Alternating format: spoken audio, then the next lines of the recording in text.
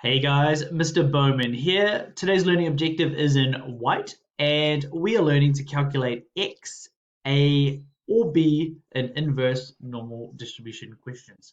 And I'll quickly explain what I mean by x, a, b, or c. So we have our normal distribution, and we're normally interested in a portion of that distribution. Below that, that's the relevant x value, the minimum, that's the a value, and the maximum, that's the b value. So an inverse question, we're going to be given the probability of the relevant area, and we're going to have to work backwards to calculate any of the A, B, or C, and sorry, A, X, or B. And I've got two examples in white there about Starbucks, just to illustrate these concepts. We haven't got a question about how to solve for A, but that process is the exact same process as to how you would solve for B, except your algebra and your substitution is a little bit different. So quickly going to change pen color. Let's get into the blue pen. And then let's go through question one together. So question one, let's read the question. At Starbucks, Auckland CBD. So I've written this question because I'm really missing Starbucks at the moment. Can't wait for it to open. Just to test who's watching the video, why don't you comment below what your favorite Starbucks drink is, if you have one. And the minimum wait time for a hot drink at Starbucks is 3 minutes with a maximum of 15 minutes. So we can use that information to draw a uniform distribution curve. So minimum of 3, and that's our A value, and a maximum of 15, and that's our B value. If we are assuming that the wait time for a hot drink is a uniform distribution, okay, so I already made that assumption when I drew my graph, we're going to calculate the following. So question 1, what would the wait time of the middle 50% of customers be? So let's draw that segment in. So the middle 50% would be that portion, and that actually means we're calculating two x values, x1 and x2. Sometimes you might calculate one, others you might calculate two. So we now need to come up with a plan. How can we solve for that area? And the issue is we actually can't solve for that area, but we can use, just going to change pen color again, we can use features of our uniform distribution to deduce the x value. So what I'm actually going to do, I'm actually going to focus on the right or the left hand side, and you could also focus on the left or the right hand side if you need to, but I'm just going to focus on that. And what I know is if the middle 50% is there, the two outer limits or the two other areas, they're going to be 0.25 or a quarter each. And I'm going to use the quarter information to find out x1, and that'll tell us how big the difference between 3 and x1 is, and then we'll be able to use that information to figure out how big the difference between x2 and 3 is. So the first step that we need to do, we have to calculate the height of our rectangle, and that height is always equal to 1 divided by b minus a, and that's 1 divided by 15 minus 3, and our height is 1/12. So let's add that in. 1/12. Sorry, it's a funny one. We now need to figure out the probability, or we now need to use the probability formula to work back. So I'm always going to write, so the probability, so let's write the probability is equal to B times H. And I'm actually going to write that just on the side here, just so I have more room. So the probability is equal to B times H. In our case, we know the probability, that's going to be 0.25. The base of our green rectangle is x1 minus 3. So we don't know what x is, but we're going to have to solve for that algebraically. And we know the height of our triangle is 1/12. So at this point here, you can use your graphics calculator to go straight to an answer for x1. So if you want to do that, please check out that video as well. But I'm going to do it the long-fashioned way with my algebra skills. So 0.25 divided by 1/12. So I've gotten rid of that times 1/12 is going to be equal to x1 minus 3.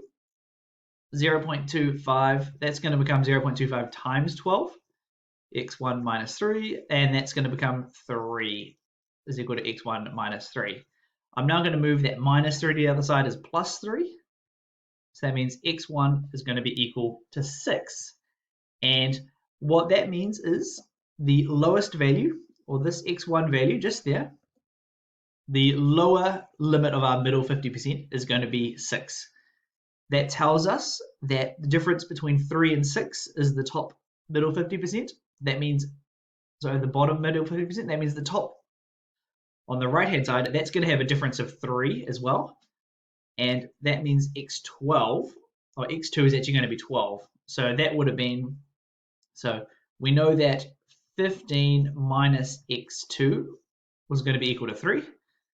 And what we're going to do is we're going to move the x2 to this side to make it positive, and we're going to move that 3 to the other side, minus 3, and that means 12 is equal to x2. Sorry, I've written x squared, but that's x2. And that tells us the middle 50% of wait times will be between 6 and 12 minutes. So we've used our inverse uniform distribution skills to figure that out. So that's question 1. Let's change pen colors. Hopefully we've got enough room in the remainder of that. So let's use the pink one this time. And we're now going to look at question 2. So management at Starbucks, maybe they're not happy with those wait times. Maybe that's too much and their customers are getting annoyed. So managers want no more than 20% of customers to wait more than 10 minutes. What would the maximum wait time allowed be? And what Starbucks could do is, knowing this maximum, they could then maybe readjust their rosters to have other staff available to lower the current maximum from 15 to 12 or to whatever that new maximum might be. So let's draw this as our diagram. Let's see what it means. So there's our x and y axes, and we know the minimum, well, that's still probably going to be 3, that's unchanged. And we are interested in the maximum. So we need to think, what would that time be? That's still going to be b. And we're going to add in 10. So that's 10 minutes. And Starbucks doesn't want that area to be any more than 0.2. So it can't be more than 0.2. And the issue with this is if we were calculating the height, so the height is 1 divided by b minus a, and our height is actually a bit of algebra. We don't know what b is, so our height is going to be 1 divided by b minus 3. And again, our graphics calculator will be able to help us with these questions, but we're going to go through the algebraic method, and I'll identify where you can help. So our usual formula, in a probability or a uniform distribution, the probability is always going to be base times height. We now need to go through and work backwards to find out what b is.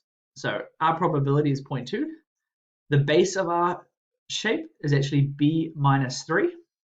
So the maximum, which we don't know, that's b, minus the minimum, which is 3, which we do know. And we're going to multiply that by the height, which is 1 divided by b minus 3. We'll then simplify our expression. So that's b minus, oh, apologies, I have made an error. So the base of that area we're interested in is actually b minus 10. So I'll just quickly change that. So that's b minus 10. So we've got b minus 10 divided by b minus 3. So we've corrected that error. So the base is actually the base of the area we're interested in. And then we're going to use our algebra skills, but at this point here, if you correctly put your brackets around the b minus 10 and b minus 3, you can use the solver function of the graphics calculator to finish up your answer. But as always, I'm keen to do it algebraically because I quite enjoy algebra. So that becomes 0.2b minus 0.6 is equal to b minus 10. And if we're going to move this 0.2b over here, that becomes b minus 0.2b is equal to 9.4. 9.4 is equal to 0.8b, and b comes to 11.75. So what that means is the maximum wait time that should exist is 11.75 minutes, and that is if the Starbucks management only want 20% of customers waiting more than 10 minutes. So hopefully you found this video on inverse uniform distributions helpful. Just a reminder, you can use your graphics calculator at the points where I've done the square brackets to assist with the algebra as needed. All right, now let's get into some questions.